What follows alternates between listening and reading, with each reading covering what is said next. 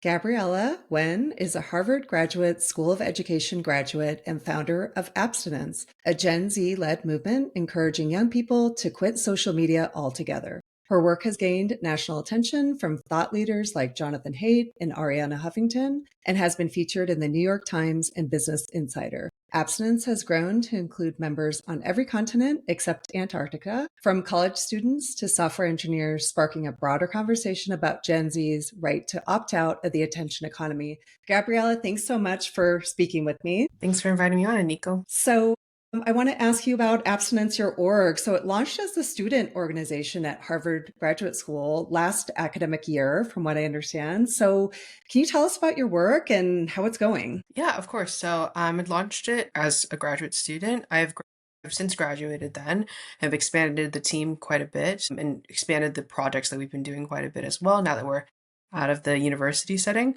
But we did have our origins there, and it's very interesting. My background is in education. Well, that's what I was studying as a master's student. And so it was really interesting to do this work from an education standpoint, where it was, there's naturally this topic of technology, and with young people, it's inherently multidisciplinary, as education often is as well.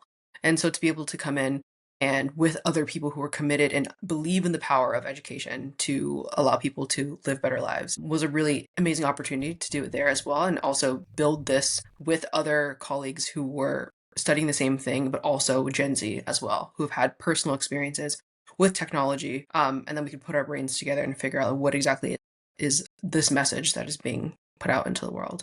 And so when I first kind of came up with abstinence, it was at a period that I was thinking, okay, well, I definitely want to speak to what 14-year-old me would have wished someone said to her about all these technologies, and gave her the education on these technologies that I didn't have, which was doubled over by the fact that I grew up in Silicon Valley. I was born in 2001. I'm 24 now, and so I was growing up at a time that was very interesting in the history of technological advancement. In that, Facebook comes out in 2004, iPhone 2007, smartphone, social media take off post 2010, and then you get a batch of algorithms sort of mid 2010s, then you get TikTok, and you get short form video, and then other platforms get it, and then AI hits the market, and then you have AI companions, and it sort of just keeps going on and on and on over the course of my life. And so that was the backdrop of my experience that brought me to this point of like, okay, abstinence, getting off of these products altogether, is the sustainable solution. Because in a very short period of time, of which would be the course of my whole life, these platforms would get worse and worse and more encompassing, and in ways I didn't necessarily anticipate. And so that was my mindset coming into establishing abstinence. And from that viewpoint, that I was meeting other people who were interested in this topic of talking about technology, and they're all around my age, in their 20s. And so the work now, we're out of the university, but it's been going really well. I think part of it was that the timing has been very good. I think a lot of people, especially young people, are ready for this. Yeah. The statistics around just the general malaise and frustration around these platforms is, I mean, the surveys speak for themselves. I don't think I really need to discuss all of those again. So then the answer becomes, what then are the solutions? And through that period of several years that I was trying to sort of curb my use, I tried everything in the book, and a lot of things that people still try to use, but then they realize it's not going to stick. Trying things like just shutting your smartphone off, even though it's loaded up with the entire expanse of the internet. And as long as you just shut it off and put it in the other room, that's going to help you enough to focus on your assignments and all those types of things. And not wanting to play into that game anymore, where there's this sort of adversarial, if I just built a tall enough of a brick wall between me and my phone, then it'll be worth it. Abstinence is choosing a peaceful version of living in the digital age, which is we're not even going to play into that game anymore. And then you just decide that you're going to go another way. And that's what abstinence is meant for people to explore. But that's really the point of we are with our work. And I can get into collaborations and other projects we're doing later, but that's the bulk of it now. I love that. And I love what you said about kind of speaking to your 14-year-old self, because I think you grew up in a time where there was probably a lot of techno optimism, right? And I don't think parents knew. I don't think society knew yet, right? Like when you were growing up, don't you agree with that a bit? Where parents did give sometimes unbridled access, not knowing any better, right? And then you guys grow up not knowing anything different. I mean, you described the chronology of growing up. Yeah, like as far as you knew, this was just the way the world works. So I think that's super, super interesting. And I love what you said, because I think it's so true too, about like those tricks kind of not working. And Yeah. I think it depends on the person, right? Like some people, they work better than others. But I think the point you're making, which I completely agree with, is this is not a fair fight. It's not, I mean, fully formed people with fully formed brains, adults, people my generation, we can't even help ourselves, right? So how can we, expect somebody with a developing mind, an adolescent, right, to be able to just control themselves? And then I think there's a lot of blame and guilt that comes with that too. Like, why can't I control myself, right? So I think what you were talking about with the tricks not working for you is so valid. And I think everybody feels that it's just not a fair fight, right? All of this stuff. Yeah, I think part of it too is that, and I've expanded my thinking a little bit more on this, is that I think abstinence as well, and I find this from just the people that want to explore it, and just as I go through my own abstinence journey, because it's not something that has a a definitive endpoint, is that it goes beyond just sort of addictive use. I mean, that's the sort of a huge portion of it, and it's the majority.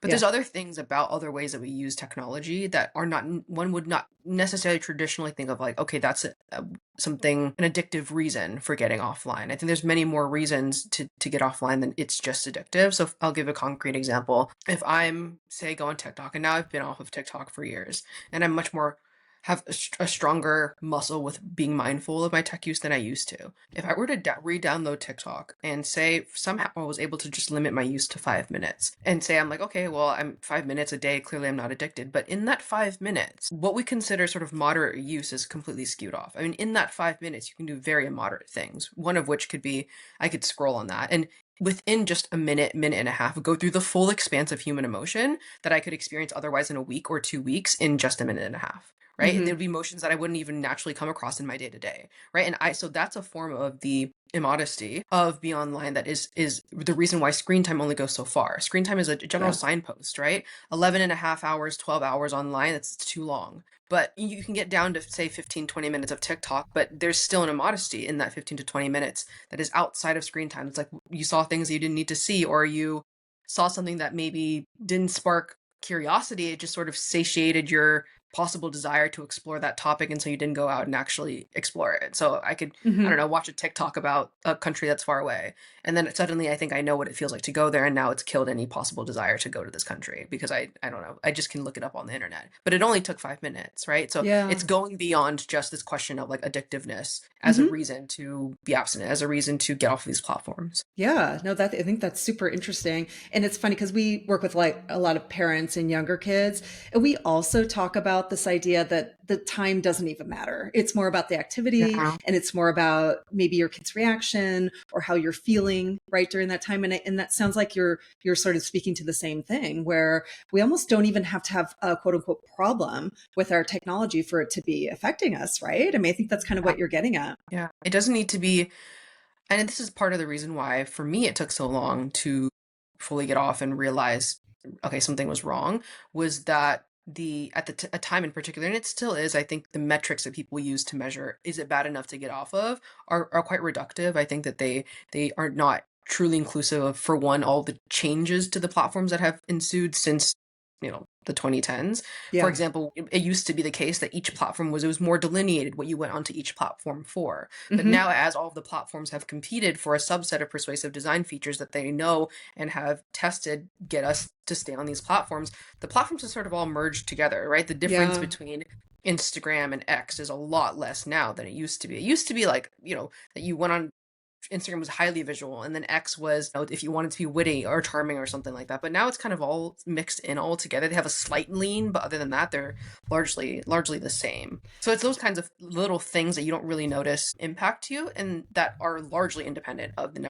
number of minutes or hours that you spend online. That's so true. I mean, I'm a social media marketer. I don't know if you knew that about me, and I've been doing this in 2007. So that's basically the beginning of it. professionally. And I would see this as time went on. It would be like, oh, okay, now Reels is out to compete with TikTok. Now we have Threads to compete with Twitter. Like they're constantly one up each other, or trying to anyway, to, like you said, now it's completely homogenous, right? Where each one has almost all the features that the other one has. And it's small things too, like Instagram did collabs, then TikTok, did its version. And they're constantly doing this. And to your point, yeah, like it's almost all the same no matter where you go. That's super, super interesting. The other thing about that too, and I say this to the parents, is often you'll even see the same content on the different platforms, right? Yeah. So in my world, speaking to parents, they're like, oh, no, I'd never let my kid on TikTok, but they're letting them on YouTube. And shorts are the same Yeah. thing as TikTok, right? So we see this a lot in educating the parents, which is kind of what you're talking about, where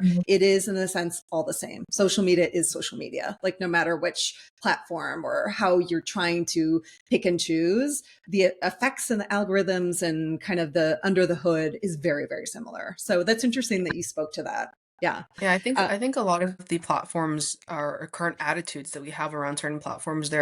It's from the fact that these platforms are still writing on the old attitudes of the old versions of themselves. So yeah. YouTube is a good example of that, right? Yeah. Like you just said, YouTube used to be a fairly simple platform. It was like a Hmm. place you put long videos and there's not that many ads or anything like that. And then now it's sort of somewhat like its old self, but mostly not. And it's sort of adopted other features and has Yeah. shorts now. And even the app looks more like Facebook than it Yeah. does like YouTube used to look. But holding on to the old attitudes around YouTube is obviously very helpful to YouTube to get people to use that more. But then that's the reason why we have to do a big clean sweep of what exactly are these different platforms and how do we recategorize them. And Yeah. that's where kind of the consideration of screen time only going so far kind of slots into. For sure. Okay, super interesting. I'd love to ask you a little bit more about Gen Z sentiment. I know we're not going to get into statistics too much, but let me just put one at you. So, from a 2024 poll, 60% of Gen Z adults feel social media has a negative impact on society. 42% say it has a negative impact on their mental health. So, you spoke to this earlier where you talked about your generation sort of realizing what's going on. So, at Dopamine, we actually believe that young people need to lead their own generation to change, which is why I was so excited to speak to you.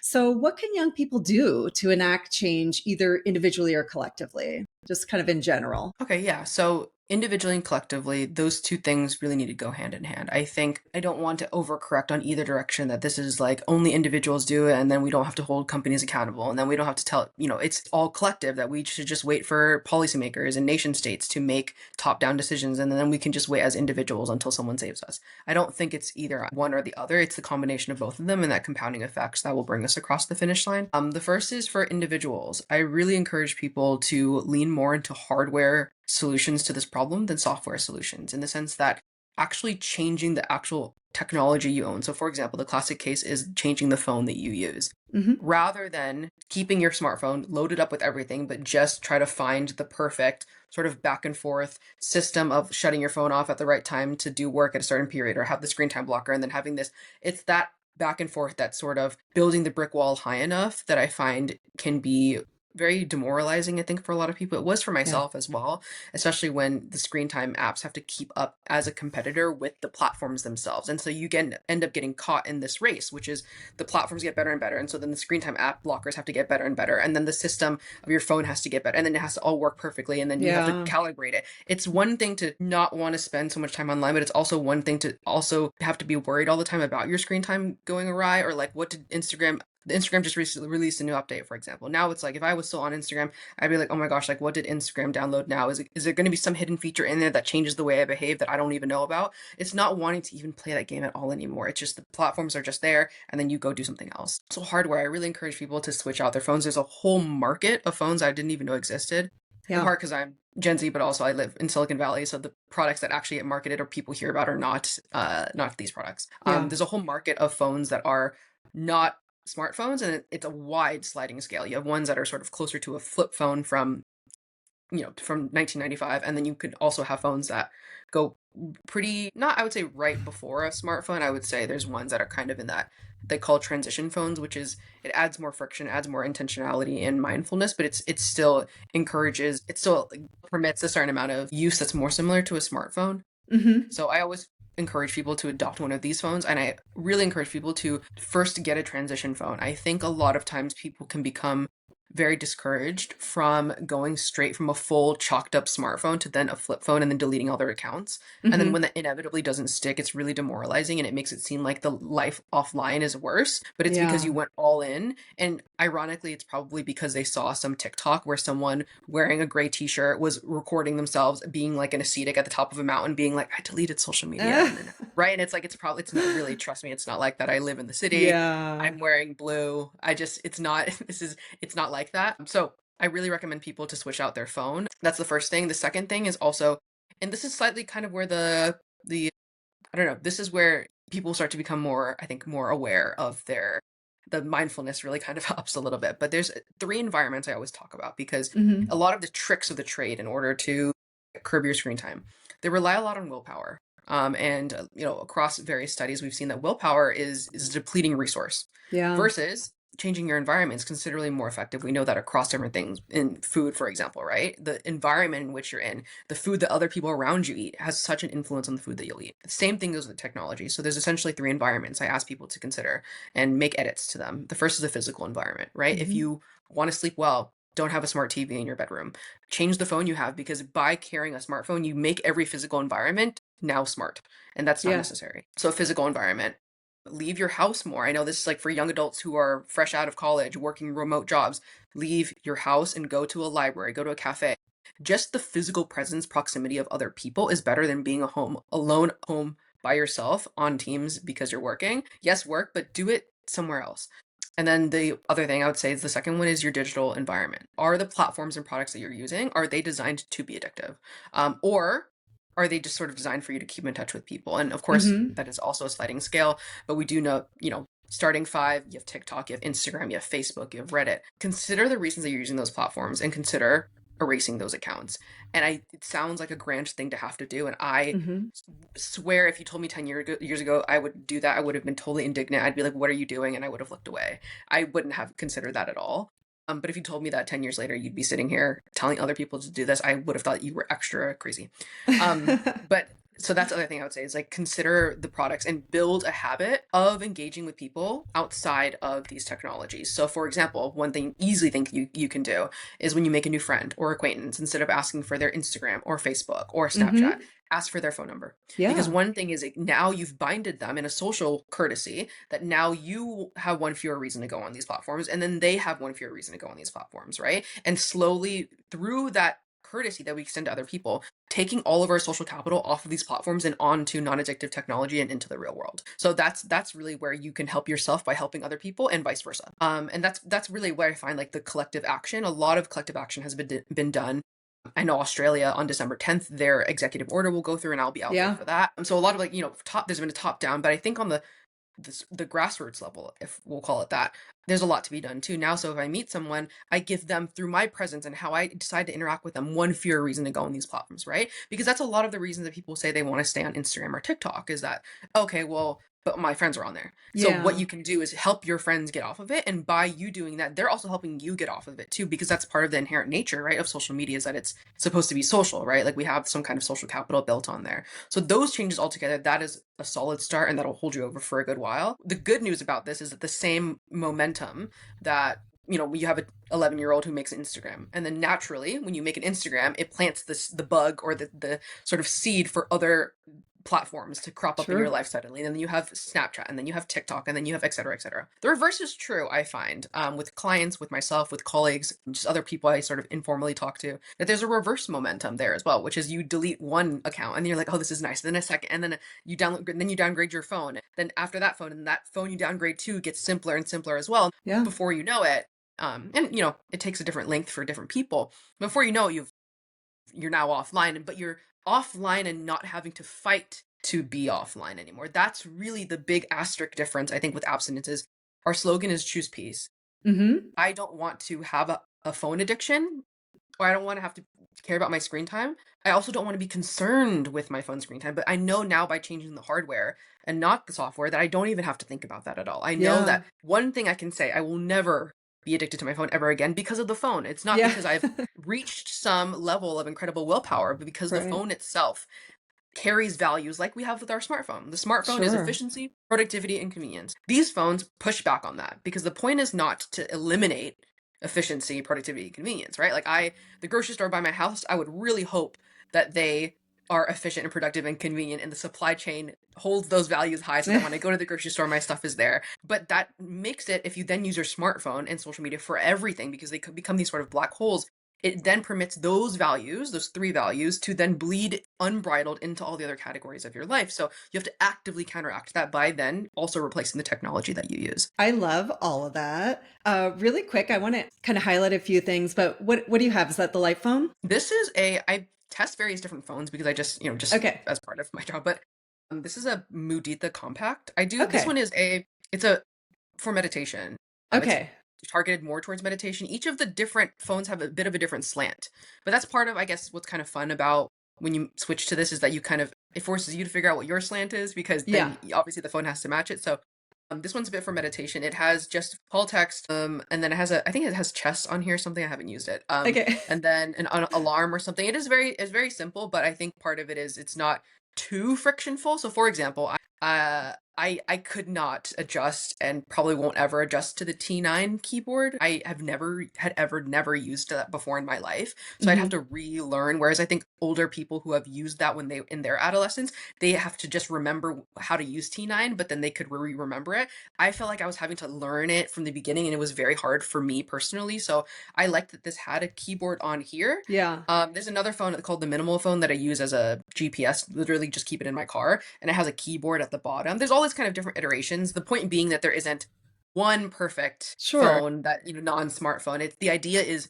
to break the smartphone monopoly, the status Yeah. quo that like everyone has a smartphone and then society should function as if everyone has one, which is for one not inclusive to even to in particular elderly people who don't use these technologies, but also younger people who are switching away off of these for a whole subset of reasons. Mental health, some of it's for like, it's general personal wellness, some of it's like for a, productivity thing. It depends on what people's reasons are, but really this one I do recommend. This one's a good one. The minimal phone is also good too. I know the light phone is also good. I Hmm. will say when it comes to picking one of these phones, the simpler your life is, the less of a difference it makes phone to phone. So Yeah. now because my lifestyle has become more simple by having changed my phone, now the different types of phones don't make too much of a difference. But I think when you are holding really tightly onto a set of half a dozen apps that you just need to find that phone that allows those apps, when you've held really tightly onto those ones, then it makes it very hard to find the quote unquote perfect phone for you. But it also Hmm.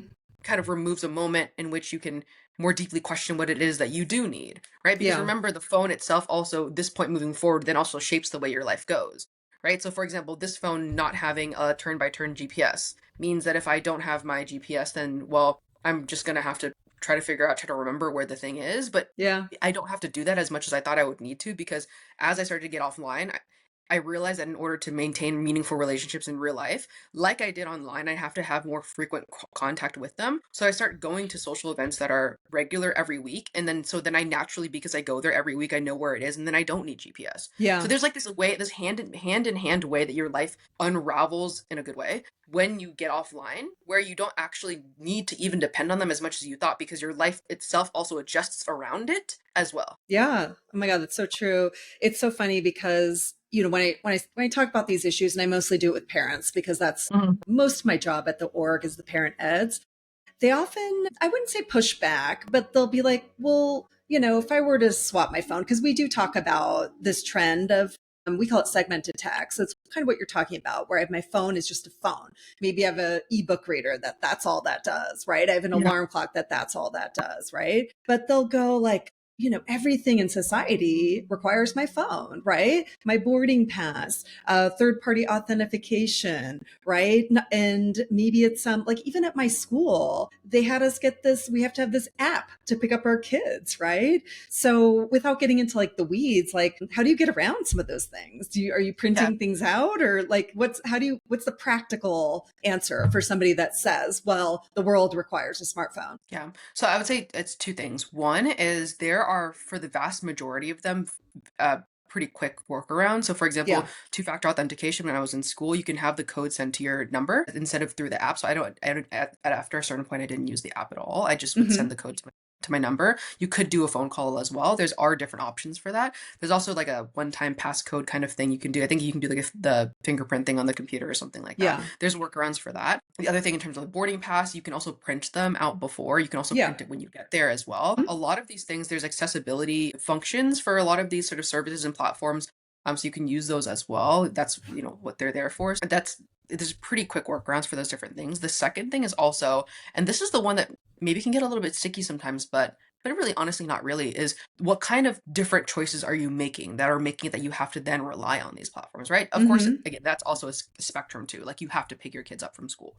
But things like, did you really need a smart doorknob to get into your house, right? Where you need to use your phone to tap or whatever to Yeah. get in, or what I'm saying? Like there's certain choices that you make that then necessitate it, because you know in the minimalism world, they say that the true cost of something is the cost to buy it and the cost to maintain it. And that's the same thing when it comes to technology. A lot of times we think of, it's the amount of time you save from making it technological, but there's also the cost on the fact that you now need to use your smartphone for that as well. And that's a Yeah. cost that, when the smartphone status quo was unquestionable and it was not a negotiable thing like it is now, that was part of the cost that people didn't even consider. But now that people want to get rid from them, now we are having to calculate that into the price of a smart doorknob, let's say, Yeah. right? So those are the kinds of other decisions that you're making. And so that's where the reverse momentum that I was talking about before kind of comes in, which is that, like, when you're like, okay, well, I don't want to have to use a smartphone, then by having this phone, it forces you or encourages you positively to make certain decisions where you won't then need a smartphone, because the chance of me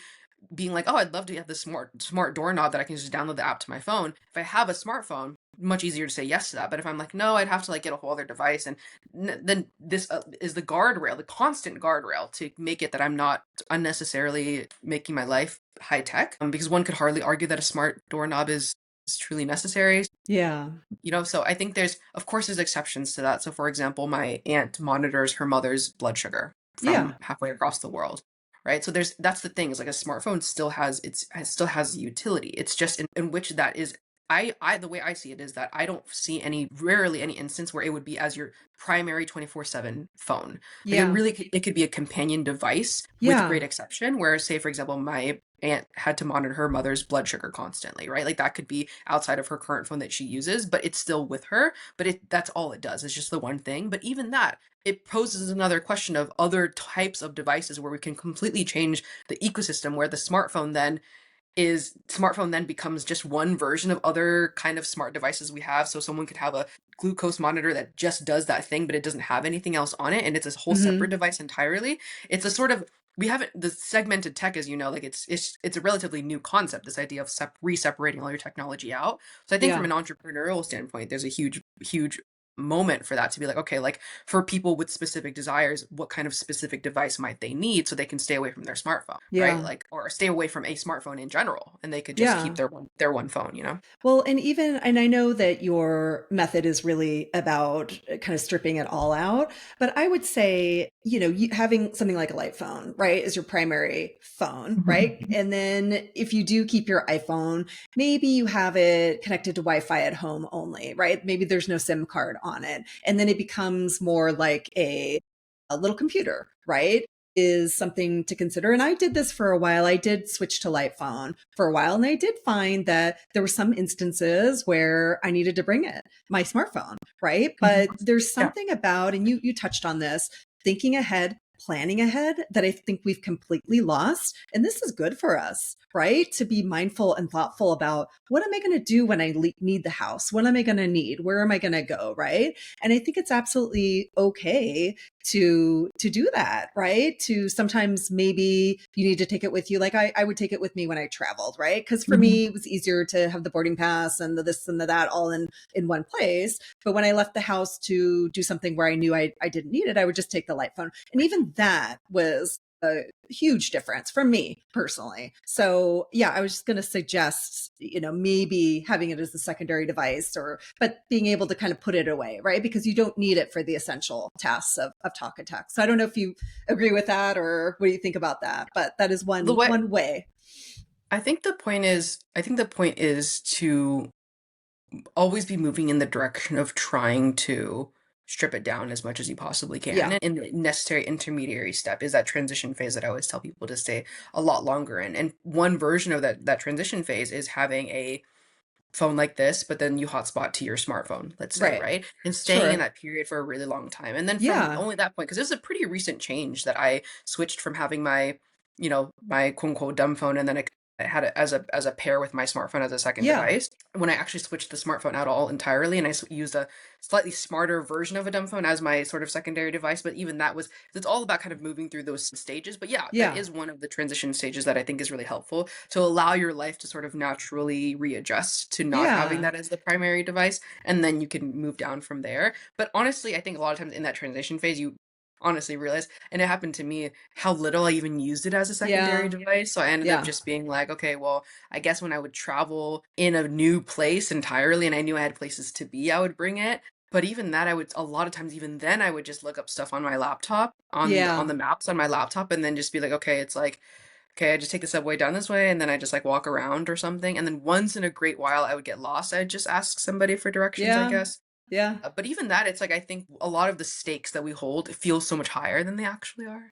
Yeah. That somehow if we don't have personally our smartphone at all times, there's something so dire about it. But it's because we have that emotional dependency on it. We don't have a literal as much of a sort of a dependency from a utility standpoint, right? That part is the part that seems to unravel a bit more easily. It's the emotional dependency. So even that's Yeah. why I've told a client before, if you have that sort of feeling of safety when you hold even your phone, you can swap it out with a book. And that worked for him for a little while. It's like just having the thing to hold. Like it's as Yeah. if you're a child, right? And you have Yeah. a thing that you need to hold, but that's how we are now, where it's like, where's my Yeah. phone? Right. So right. So it's like, but then it's not wanting to live like that. That's really what abstinence is, being like, I don't want those dependencies. I want to know that if it Yeah. was gone, that would be fine. No, I mean, I think what you're saying is there's definitely a little bit of sacrifice, maybe. And we're putting the Yeah. friction back in, which I talk a lot about in my work, is this idea of friction, right? We've had it all removed where everything's so easy, touch of a button, it just happens, right?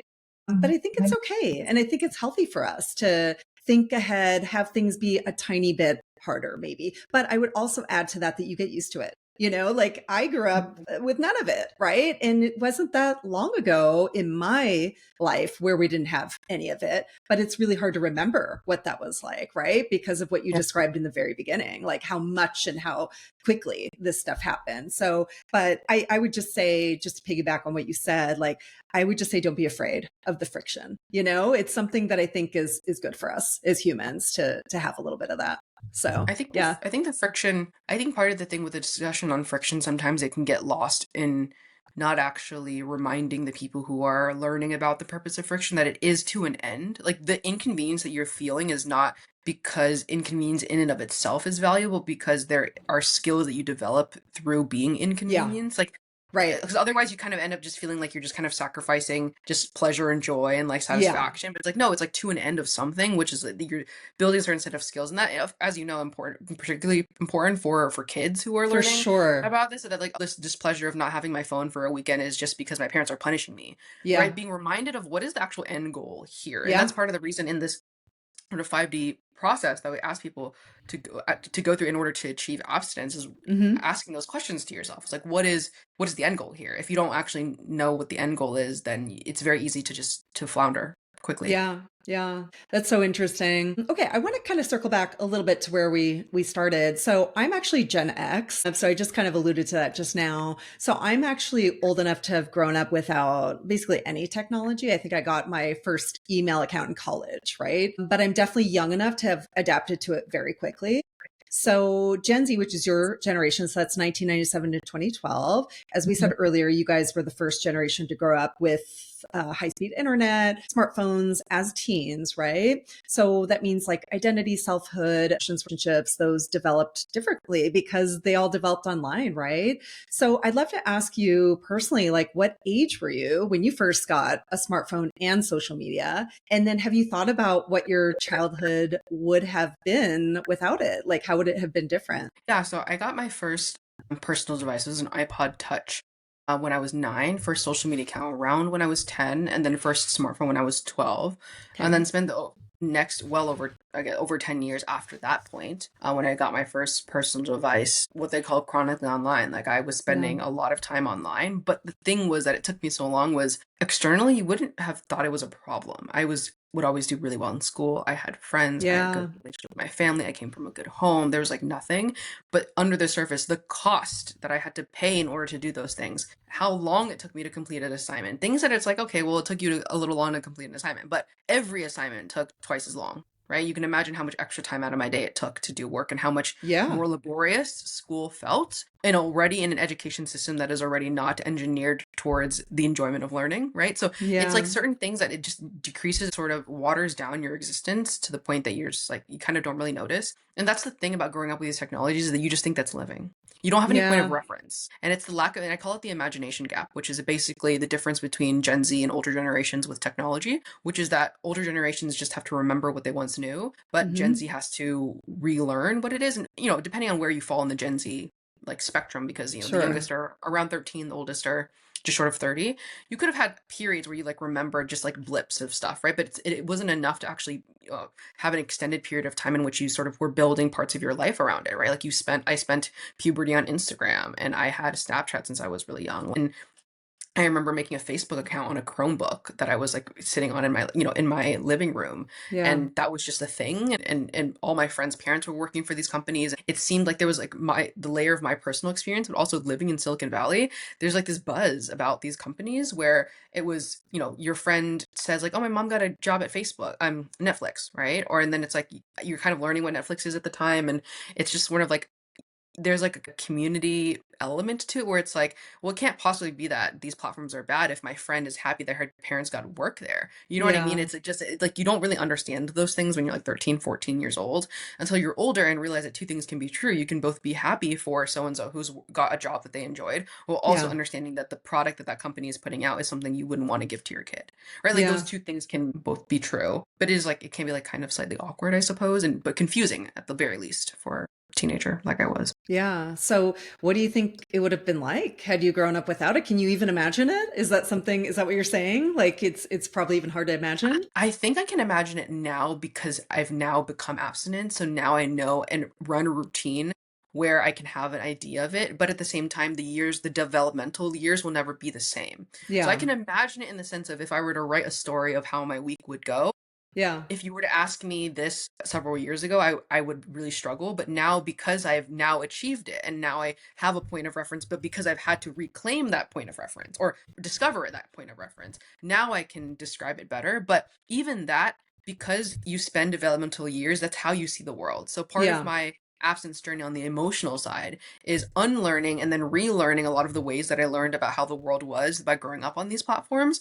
Things about, you know, depending on, I guess, what influenced you, and that's different for everyone, right? Because these Hmm. platforms become a sort of black hole where you learn about things that you like, things that you don't like, politics, what your friends are doing, what your family is doing, even the weather. Everything seems to come on to be on these platforms, right? That you have to then relearn, unlearn the lessons that you learned from that, and then relearn them all over again. So Yeah. even if I were to write a story right now of what my week would go like, if I, you know, as a say 10-year-old who didn't have Instagram at the time. I can now, but I couldn't write it with the same mind because there's no going back Yeah. at that point, right? Like Yeah.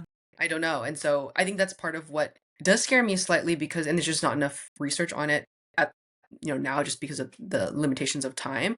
But how getting these types of technologies from when you're really young impacts you neurologically in like 20, 25, 30 years, that kind of stuff. Yeah. Time will tell. But right now, but that's really no reason not to reclaim as much of your life as you possibly can. And so that's what we try to do with abstinence. Yeah. Yeah, for sure. I mean, I come at it from the parent point of view, and I've heard other parents say this too, but it's like we don't need a study. We can just see it. We see it in Yeah. our kids, we see it in our kids' friends, like especially as moms, like dads too, of course, but there's Hmm. something where like in our world, it's definitely more of a mom's movement. My theory is that maybe we're just a little bit more tuned in to our kids' emotional state. And you talked about this a little bit, this kind of under the surface that Hmm. you talked about. But I agree. I mean, more and more studies are coming out. I think it will become Hmm. much more clear, but at the same time, technology is changing, right? So it's just like a Right. big game of whack-a-mole. But I think we all see it. I think parents see it just by looking at their kids and their kids' friends, and I think your generation sees it by just looking around, right? And it's just right there. And I think the other thing that was really interesting about what you said, talking about your story, is how everything seemed fine, right? Like you were getting good grades, you were excelling, like you had friends, like all this stuff. I hear that so much from parents who have sort of given up. Like, I'll give you an example. I had one mom say, yeah, my kid got the gaming computer. He's just in his room 24 hours a day. We don't see him, but she kind of said it with light. But he's doing great. He's getting good grades, and everything's fine. And I thought, gosh, like, not to be judgmental, but I just felt so sad for her that she had sort of lost the connection with her son. But because on the surface everything seemed okay, right? That she was kind of accepting it, that this is just the way it is in society, and that we have to sort of give our kids over to big tech at some point, it's going to happen, right? And so I think that is so key, because it's I think everybody looks around and, like what you described, as long as your kid is getting good grades, participating in sports, whatever, they're okay. But the amount of time it takes, the amount of stress it takes to maintain all of that, as well as maintain your digital life, must be so overwhelming. Like, I didn't have to deal with any of that. And it was hard enough growing up, right? So just by sheer management force alone, it cannot be easy to be growing up, Yeah, you know? it's not. And I remember thinking like, okay, I'm in Silicon Valley or like growing up here and like, I have the privilege to go to a good school and this is me as a teenager. I'm going to a good school and like there's all this like technology around and we had like iPads in school and clearly like by that metric we're doing well. At the time I didn't know that the metric was kind of rigged. But then you have this like weird questioning in your head where you're like, okay, well then why am I feeling like I'm battling my phone? And then you feel like Yeah. you have like some kind of personal deficiency and I haven't Yes. come across any studies that looked into this, but one thing that would be nice if there's any researchers listening to this and they're looking for questions to ask, what it does to your sense of self as a teenager to think that it was all your fault for years. Because Yeah. for years I was like, well, it's just my fault then, and I should, Yeah. you know what I I'm mean? But then you know, weak. but because you lacked the education on like what these platforms were, Yeah.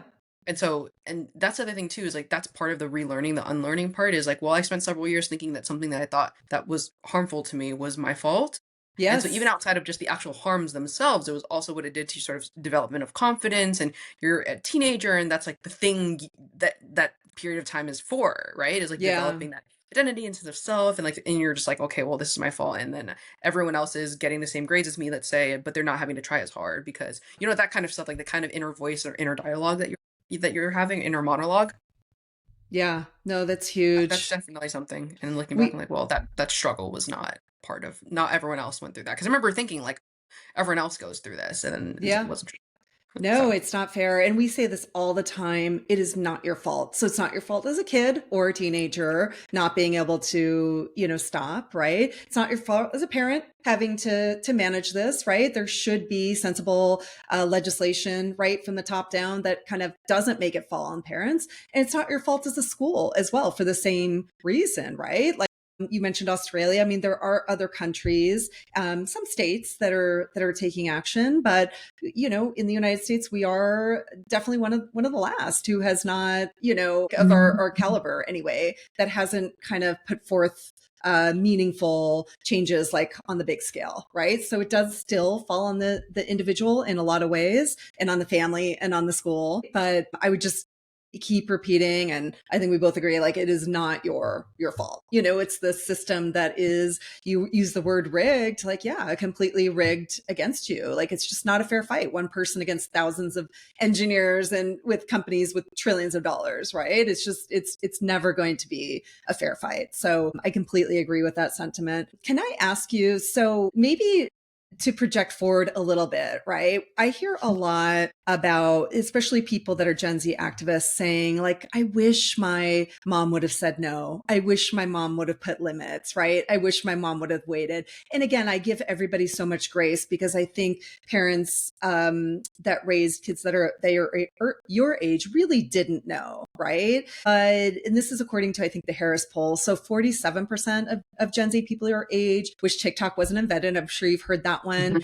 45% say they wouldn't allow their own kids to have smartphones until high school. So what do you think? Like, if you were to look ahead and think about like what you would do now as a parent, like, what do you think about that sentiment? Yeah, so I think with that sentiment, I think a lot of people will argue, you know, with the delaying that, okay, well, it's inevitable that they'll eventually get it, and so then you're just delaying the inevitable. And then the response to that, which is like, okay, but we say that about alcohol and drugs and all this kind of driving and things like that, right?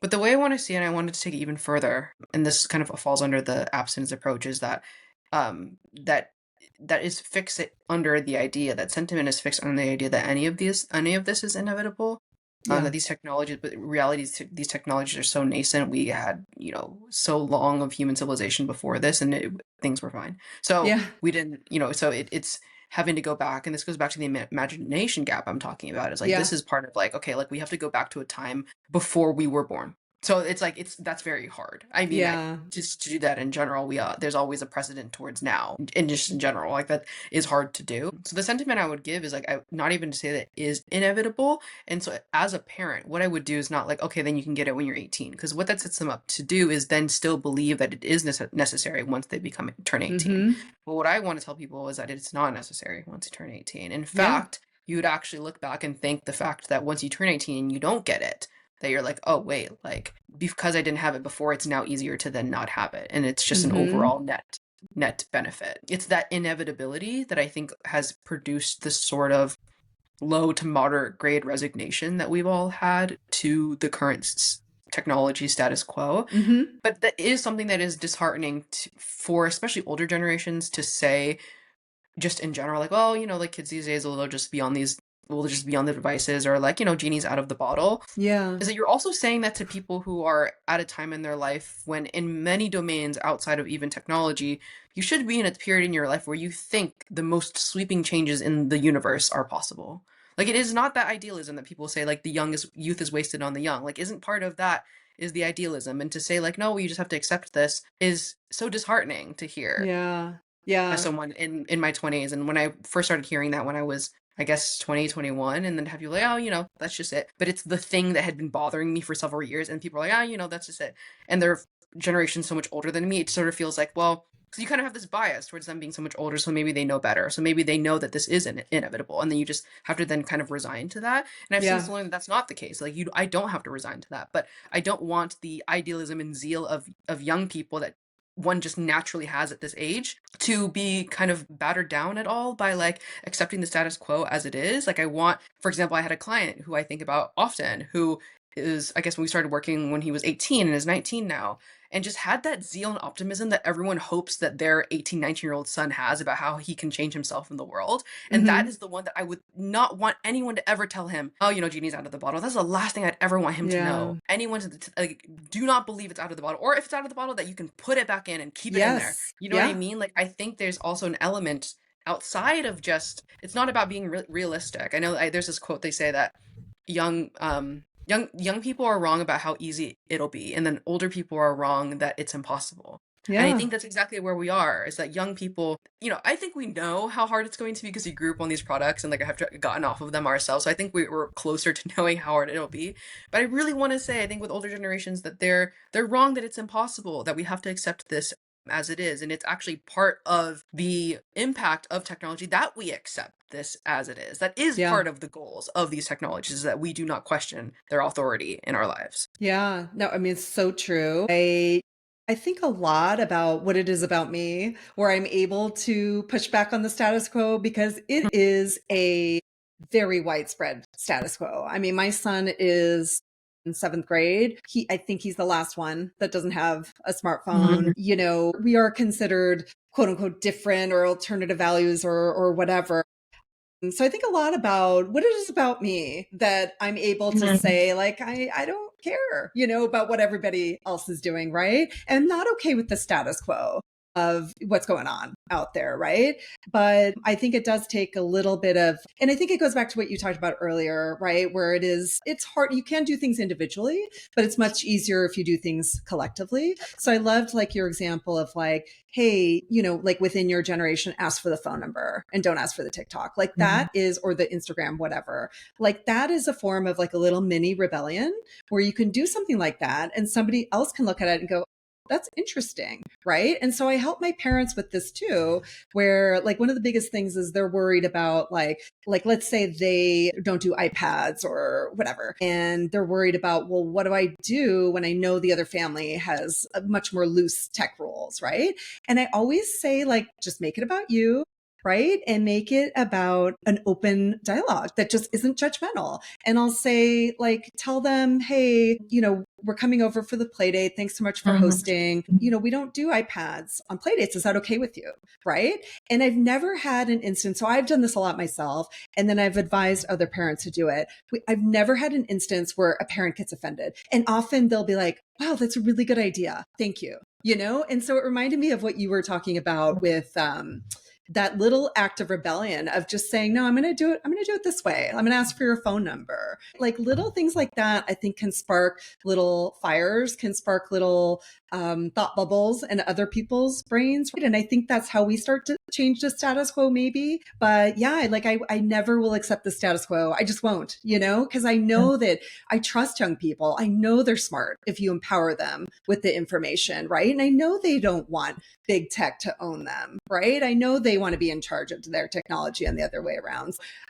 So yeah, I mean, I think that's the hardest part right now. And I don't know if you agree with me is the status quo, but I also agree with you. I think earlier you talked about that things are changing. I totally agree with that, like on the parent front as well. More parents are aware. I think we're all just more aware as a society. So change is slow and unfortunately technology is fast. So that's like, I think the hardest part. But yeah, it's okay to say no to, to push back on the status quo. I think that's like what we're both saying. Yeah, with individual and collective action on this, it's like a Venn diagram. There's a huge section in the middle where your individual and collective are the same thing. Yeah.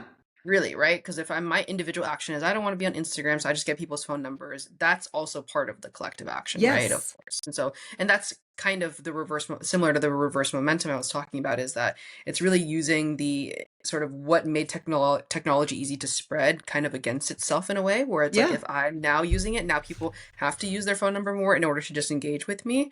And the worst case scenario is that those people fall away, but then it becomes a sort of litmus test that if simply switching from Instagram to phone number, even though we do similar activities to communicate on there, is what makes me completely disappear out of my life, then that itself is a sort of filtering of the relationships that you might have been vacuously entertaining on these platforms that are now changed by getting onto. Yeah, that's so true. Phone. I love that. I've taken a lot of your time. Can I ask you one more thing? And I would love to get your advice to kids and teens that might be getting their first smartphone or getting into social media like right now. What would your advice be to those young people? That they've already gotten it or they're thinking about getting it? That they're getting it right now. Like, let's say they just, they're getting an iPhone for Christmas, whatever. I don't agree with doing that, but that's a whole separate conversation, right? So what would you say if their time has come, if their parents had said yes right now? So one thing I would say, so this is assuming that the teenager has already committed to wanting the smartphone, I assume. Yeah. Okay, one thing I would say is whatever it is that you're going to be getting right now, how old is this teenager? I think it makes it like 13 versus 18. Let's say they're middle school.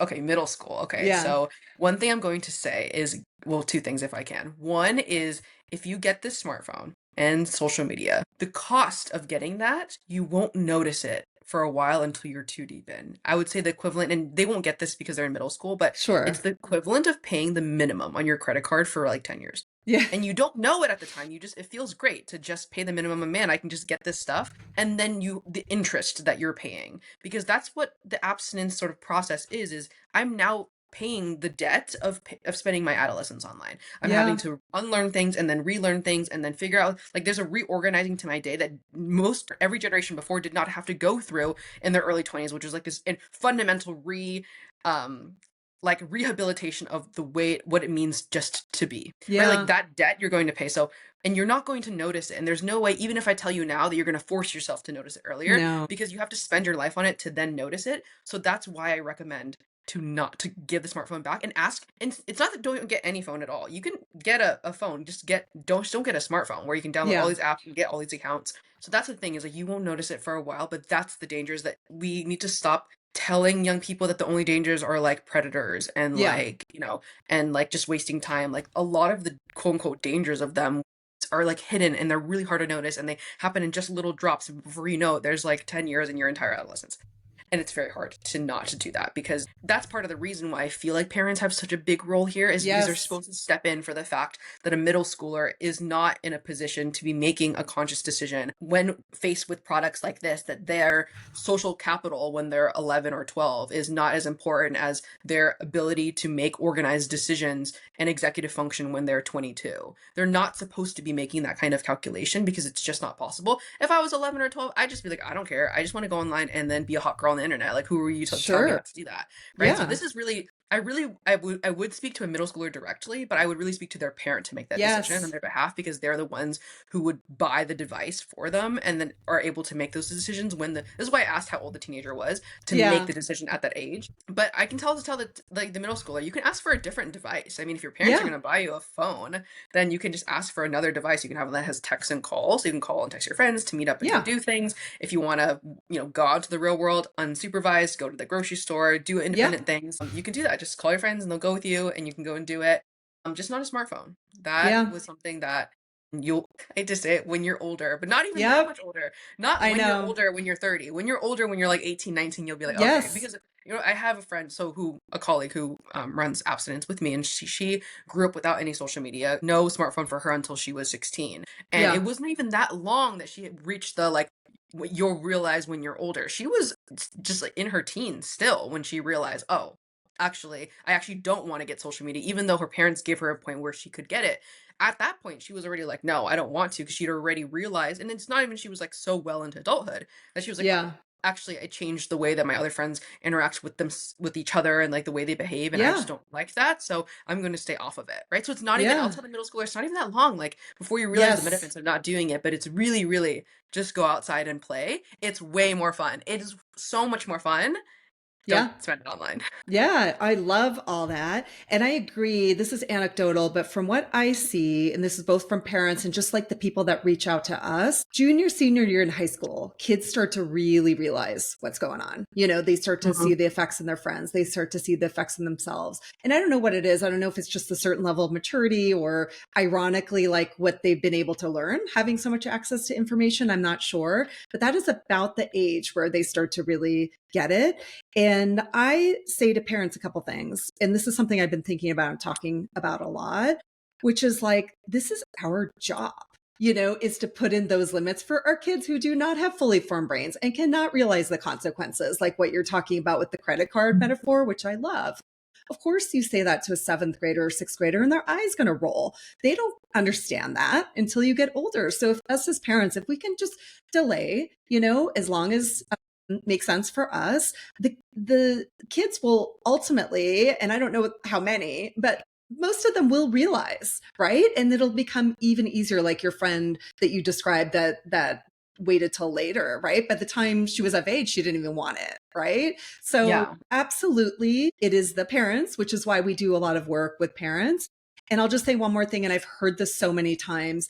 They will thank you later. They will ultimately thank you. It is hard They in the will. beginning to They say will. no, but they will thank you. And I don't know what age that is or when that comes. Maybe you have more insight on this, but I've heard this many, many times just in my travels talking to people. They will thank you. I'll say to parents two things. One is that they will thank you later, but how long that later is not even that long, right? Because Yeah. as parents know, there'll be things that you do, and it's not to your kid is in their 40s that they're like, ah, my mom was right. This is not, I Yes. swear, it's not really not even going to be that long. I don't know. I'd probably give it till they're probably 18, I agree. maybe just short of 20, Yeah. that withholding that they'll realize. And honestly, at the pace that this whole conversation and movement is going, could even be younger than that, depending on how much like education we get into schools and stuff like I that. agree. So you really, it's so much, the return is more immediate even than other things that you're waiting for your kids to say was a good Yeah, idea. And I know there's a lot of other things. As I someone who's around agree. that age, and like I'm in my just hitting my mid-20s and I'm realizing things that my parents were right about. And I'm sure there's still a million other things that I won't hit for another 20 Yeah, years, but this is one of the things that fortunately will come a little bit earlier. The second thing is to really model for your kids the kind of behavior they're looking for. yeah, So like answering email at the table, you think your kids don't notice, they notice. Like, you yeah, know, that kind of stuff. So all of this advice that I would give to other people my age, I would really give to parents and your kids. I had a client, for example, and he had come to me about his like use of news and things like that, right? And so yeah, he, you know, and after having like taken him through like the different advice with abstinence and stuff like that, and he had three children, has three children under the age of 10. One of them just noticed, just like by the by, like, hey dad, I noticed you don't use your phone as much. And that was really a moment for him to be like, oh wait, I want to keep going and really keep yeah. exploring this and like keep unraveling this new version of his life, right? And so your kids notice, but they don't necessarily notice that they notice, and you might not notice that they don't notice that they don't notice. That sounded so wild, but you know what I mean. I Parents, got I know you. you know what I mean. Yeah, But yes, it really does start with you before you even thought about what your kids are doing. What are you doing? If yeah, you're scrolling on Facebook while you're bringing them the doctor's appointment, sitting in the waiting room, they're going to see that that's acceptable behavior to do. And that's yeah, then they will think that like, oh, when I'm in a public space, that's an okay way to engage in a public space because my mom yeah, does that, right? And then they totally. will adopt that, and then having to unlearn that, that'll be part of the debt that they will pay. Because part of the Yeah. debt doesn't just come from them owning the smartphone; it's the debt of whatever habits with technology you now pass on to them knowingly, unknowingly, right? Yeah, it's so true. Well, thank you so much for your time.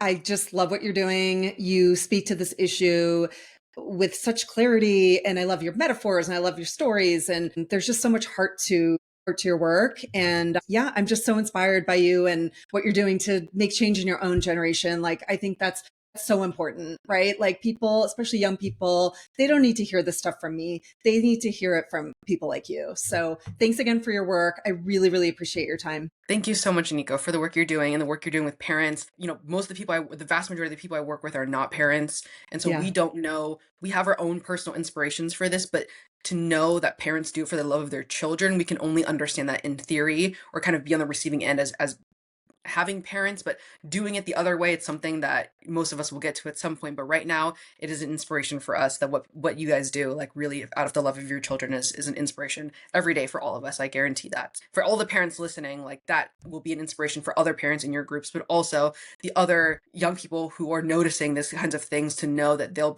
there's a depth of love that cannot be described that is required to do what seems like an increasingly more difficult task. But if there's any force in the universe that will do it, it's the love that parents have for their kids. So thank you for all of that. That's a beautiful way to end. Thank you, Gabriela. Yeah, thank you.